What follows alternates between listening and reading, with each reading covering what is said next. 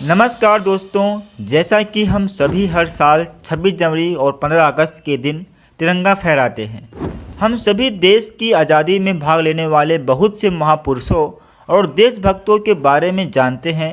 उनके जीवन से कुछ जुड़ी कहानियाँ भी सुनते और सुनाते हैं। लेकिन क्या आप उस व्यक्ति के बारे में जानते हैं जिसे ब्रिटिश झंडे को सलामी देने को कहा गया तो दिल को ऐसी ठेस लगी कि 5 साल झंडों का अध्ययन करके तिरंगा बना डाला और मरते वक्त उसकी आखिरी इच्छा क्या थी। तो चलिए आज हम इस वीडियो में इन्हीं विषयों पर बात करते हैं। भारत के राष्ट्रीय ध्वज तिरंगे की डिजाइन के पीछे पिंगली वेंकैया का योगदान रहा है। वेंकैया ने ही भारत का राष्ट्रीय ध्वज बनाया था। बलिदान, समृद्धि और शांति के प्रतीक इस तिरंगे को राष्ट्रीय ध्वज का दर्जा दिलाने के लिए वेंकैया ने लंबी लड़ाई लड़ी थी। 2 अगस्त 1878 को जन्मे पिंगली वेंकैया हमारे देश के ऐतिहासिक झंडे के निर्माता बने। प्रत्येक स्वतंत्र राष्ट्र का अपना एक ध्वज होता है जो उस देश के संप्रभुता होने का प्रतीक होता है।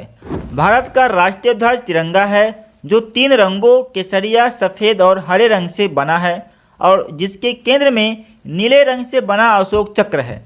तिरंगे के ऊपर की पट्टी जिसका रंग केसरिया है वह शक्ति और साहस को दर्शाता है। बीच का सफ़ेद रंग शांति और सत्य का प्रतीक है। नीचे की हरी पट्टी भारत के खुशहाली हरियाली का प्रतीक है। तिरंगे में मौजूद चक्र का अर्थ जीवन की निरंतर गतिशीलता का परिचायक है। हमारे तिरंगे में खास बात यह है कि इसका हर एक रंग अर्थपूर्ण है और इसके साथ ही अपने आप में आज़ादी की लड़ाई का इतिहास समेटे हुए है। हर एक देश के लिए उसका राष्ट्रीय ध्वज सर्वोपरि होता है और हमारा तिरंगा भी लाखों स्वतंत्रता सेनानियों के लिए आत्मसम्मान का प्रतीक रहा है। यहाँ तक कि हमारे तिरंगे की डिजाइन की कहानी ऐसे ही एक आज़ादी के मतवाले के आत्मसम्मान से जुड़ी हुई है।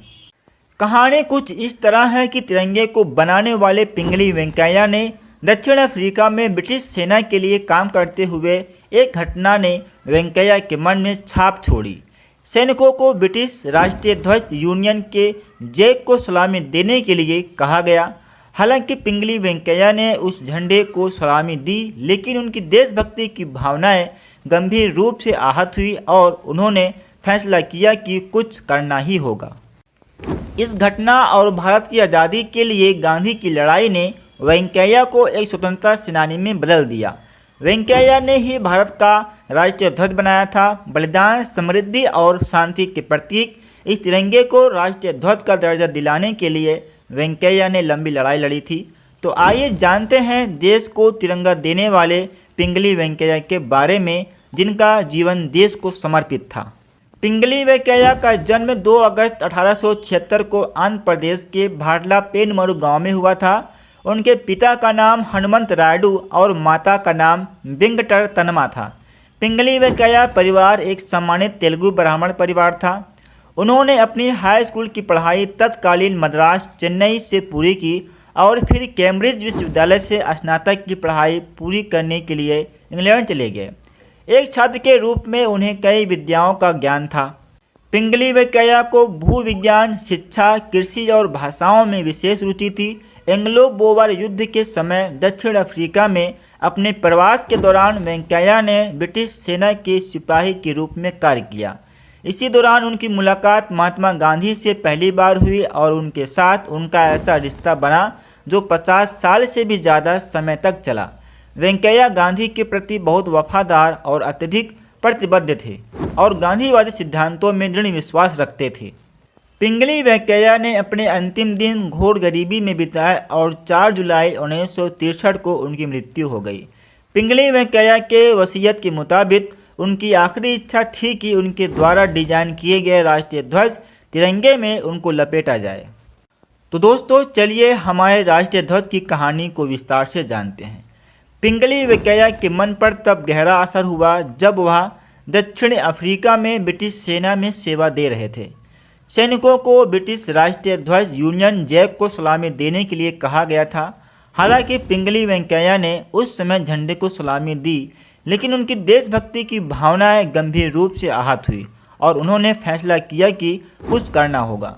इस घटना और भारत की आज़ादी के लिए गांधी की लड़ाई ने वेंकैया को एक स्वतंत्रता सेनानी में बदल दिया। वह झंडों को लेकर उत्साहित थे और भारत लौटने के बाद उन्होंने अपना समय ऐसे झंडे डिजाइन करने में लगाया जो पूरे देश को एक सूत्र में बांध सके और स्वतंत्र भारत के राष्ट्रीय ध्वज के रूप में अपनाया जा सके। यह देश के लिए राष्ट्रीय ध्वज होगा। पिंगली वेंकैया ने कई सालों तक तिरंगों को डिजाइन करने में समय लगाया। तब जाकर 1916 में उन्होंने झंडों पर एक पुस्तिका प्रकाशित की। पुस्तिका का शीर्षक था भारत के लिए एक राष्ट्रीय ध्वज। इसमें झंडों के 24 डिजाइन थे। बाद में जब वे विजयवाड़ा में गांधी जी से मिले तो उन्होंने वह पुस्तिका दिखाई। डिजाइन देखकर गांधी प्रसन्न हुए और उन्होंने राष्ट्रीय ध्वज की आवश्यकता को स्वीकार किया। इसलिए उन्होंने 1921 में आयोजित राष्ट्रीय कांग्रेस बैठक में वेंकैया से एक नया राष्ट्रीय ध्वज डिजाइन करने के लिए कहा। पिंगली वेंकैया द्वारा सबसे पहले डिजाइन किए गए तिरंगे में केवल केसरिया और हरा रंग था। हालांकि बाद में उसे फिर से डिजाइन किया गया और केंद्र में चरखा के साथ तीसरा रंग सफ़ेद जोड़ा गया।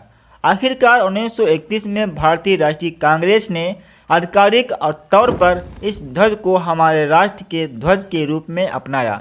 पिंगली वेंकैया जापानी भाषा के काफ़ी जानकार व्यक्ति थे। वह इस परिपक्वता से जापानी बोलते थे कि लोग उन्हें जापान वेंकैया के नाम से भी पुकारते थे।